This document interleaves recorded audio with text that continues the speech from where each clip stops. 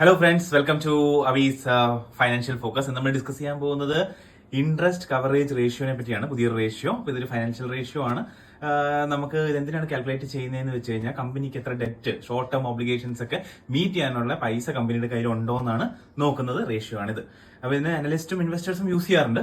അപ്പോൾ ഇതിനെ നമുക്ക് സിമ്പിൾ ആയിട്ട് മനസ്സിലാക്കാം. ഇതിന്റെ ഫോർമുല എന്ന് പറയുന്നത് എബിറ്റ് എന്ന് പറഞ്ഞാൽ ഏർണിംഗ്സ് ബിഫോർ ഇൻട്രസ്റ്റ് ടാക്സ്. അത് നമ്മൾ ഡിസ്കസ് ചെയ്തിട്ടുണ്ട് പ്രീവിയസ്. ഞാൻ പിൻ ചെയ്തേക്കാം. എബിറ്റ് എന്താണെന്നുള്ളത് ഡിവൈഡഡ് ബൈ ഇൻട്രസ്റ്റ് എക്സ്പെൻസ് എന്ന് വെച്ചാൽ കമ്പനി ഇൻട്രസ്റ്റ് എത്ര പേ ചെയ്യുന്നുണ്ടെന്ന്, എക്സ്പെൻസ് ആയിട്ട് എത്ര പോകുന്നുണ്ടെന്നാണ് അത് നമ്മൾ അവിടെ കൊടുക്കേണ്ടത്. അപ്പോൾ ഇപ്പോൾ 300 കോടിയാണെന്ന് വിചാരിക്കുക കമ്പനിയുടെ എബിറ്റ് എന്ന് പറയുന്നത്. ഡിവൈഡഡ് ബൈ എബിറ്റ് എന്ന് പറഞ്ഞാൽ ഓപ്പറേറ്റിംഗ് പ്രോഫിറ്റ് എന്നും പറയും. ഡിവൈഡഡ് ബൈ ഈ ഒരു ഇൻട്രസ്റ്റ് എക്സ്പെൻസ്, അത് നമുക്ക് 100 എന്ന് വിചാരിക്കാം. അപ്പോൾ നമുക്ക് 3 എന്ന് പറയുന്നത് ഇതാണ് സംഖ്യയാണ് കിട്ടുന്നത്. ഇനി ഇത് 3 നല്ലതാണോ അല്ലയോ? 3 എന്ന് പറയുന്നത് വളരെ നല്ലൊരു റേഷ്യോ ആണ്. എന്ന് വെച്ചാൽ ഏറ്റവും കൂടുതൽ എത്ര കൂടുതലുണ്ടോ കമ്പനിക്ക് അത്രയും നല്ലതാണ്. കുറവാണെങ്കിൽ അത് ഇൻഡിക്കേറ്റ്സ് റിസ്ക് ആണ്. എന്ന് വെച്ചാൽ 2 ഒക്കെ ആണെങ്കിൽ നമുക്കൊരു 2ന്റെ താഴെയൊക്കെ ആണെങ്കിൽ മിനിമം സഹിക്കാം, ഒരു ആവറേജ് ആണ്. പക്ഷെ അതിനേക്കാളും താഴെ പോവുകയാണെങ്കിൽ ലെസ് ദൻ 1 പോവുകയാണെങ്കിൽ ആ കമ്പനിക്ക് ഷോർട്ട് ടേം ഒബ്ലിഗേഷൻസ് മീറ്റ് ചെയ്യാനുള്ള പൈസ ഇല്ല എന്നാണ് അതിന്റെ അർത്ഥം.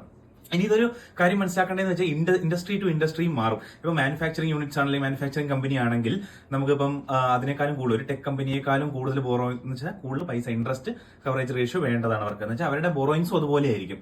അപ്പൊ ഇതിൽ സിമ്പിൾ മനസ്സിലാക്കേണ്ട ഇത്രയും കാര്യമുള്ളൂ. നമ്മൾ ബോറോയിങ്സ് എത്രയാണോ നമ്മുടെ ആ ഒരു ബോറോയിങ്സിനനുസരിച്ച് നമ്മുടെ ഈ ഒരു ഡെറ്റ് കവർ ചെയ്യാനുള്ള സംഖ്യ ഉണ്ടോ ഇല്ലയോ എന്നാണ് നമ്മൾ നോക്കുന്നത്. അപ്പൊ നിങ്ങൾക്ക് മനസ്സിലായെന്ന് വിചാരിക്കുന്നു. So thank you.